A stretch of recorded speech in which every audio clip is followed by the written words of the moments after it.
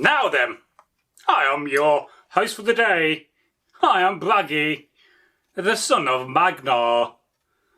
And yes, I am a Viking, and I'm here today to tell you a story. Now, the other day I was walking about the lonely paths and roads around Northworthy, and I got thirsty and I thought, well, I best go back home. It's getting late and soon it will be dark and I've already got an axe. And I was walking back and I came via the land of which Egil Thorsson owns. And on that land is a wood. And in that wood I know there are plenty of coppiced hazel trees. So I thought to myself, grabbing my axe, I thought, oh, let's go and have a look. It was autumn and it was time of the year for hazelnuts. And we all love a good nut round here. And so I walked in, and true to form, there were some very nice coppice hazel trees and bushes growing, and I managed to get myself a bag of nuts. Have you ever wondered what nuts sound like on camera, apart from us? There you go. So, and this reminded me of a story I was told one day as a child while sitting in winter time, keeping warm around the hearth. And this story was told by my father, Magnar, and it is a story from that country of Norway, the home of those brave and big Norwegian Vikings. And the story is called The Lad and the Devil. And so one day, this young lad, he was walking out, He'd just become a man. He left home, seeking adventure, without trying to get an arrow in his knee. And there he was, walking about, and he came across a stranger. You'd be asking yourself, well, was the stranger Odin? Well, it was not, indeed. For at the time of this telling, Christianity had come to the land of Norway. There was churches and priests, and he had heard the tales of the devil. And when this young lad, who was just walking down the road, he had an axe, couldn't afford a sword or a decent langsax, he saw that this man, well, he did not have normal feet like anybody else.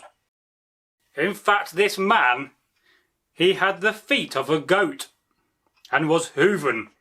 And so he realised from the tales of the priests that this man, this stranger, was indeed the devil. Spooky! And so the boy, he started to talk to the man, being very careful. And he said to the stranger, the devil, he said, well, I've heard that you can fit and make yourself as small as possible so you can fit into the most tiniest hole. And the devil said, oh, yes, my lad, that is very true. I can indeed turn myself into a very, very small creature. And so the young lad was very clever. He too had a bag of nuts, which he had been trying to crack and eat all morning with various rocks and with his axe. But one of the nuts had a hole, and he knew that that nut, the one with the hole, had a worm in it. And so he said to the devil, the stranger, I bet 10 shillings you can't fit into that nut through that hole. And the devil, seeing opportunity to make money, after all we know that the devil likes money and especially numbers, he said, yes, I can do that. And very suddenly, with a wisp of smoke and a fizziness, the devil made himself small. In fact, so small he was able to climb into the hole of the nut. In fact, he made the hole look big. But the devil, well, he did not think that the lad was going to be way cleverer than himself. And the boy had some thorns from a hawthorn tree in his pouch.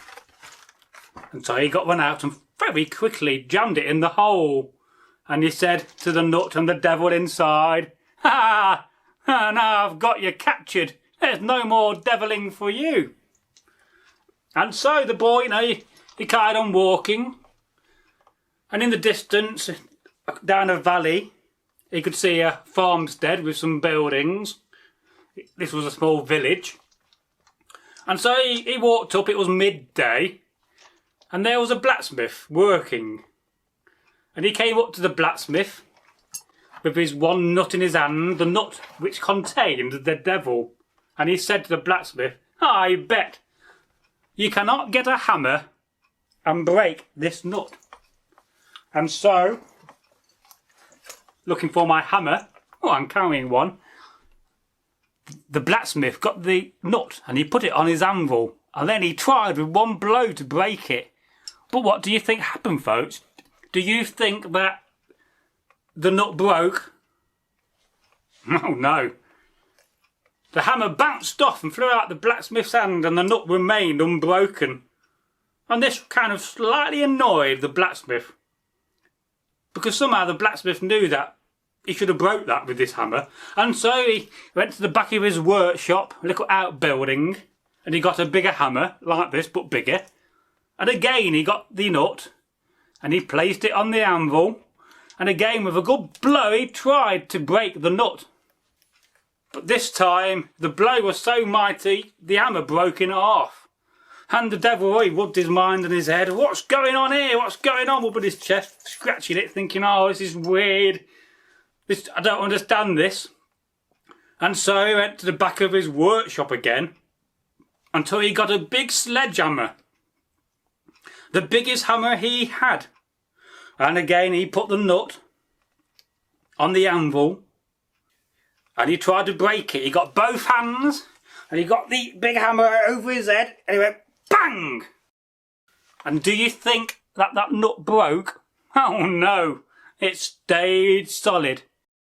And the blacksmith said, oh, I cannot break this nut, for there must be a devil inside that. And the boy sniggered. He grabbed the nut and he walked off, laughing. Ha ha ha ha ha! The end of the tale.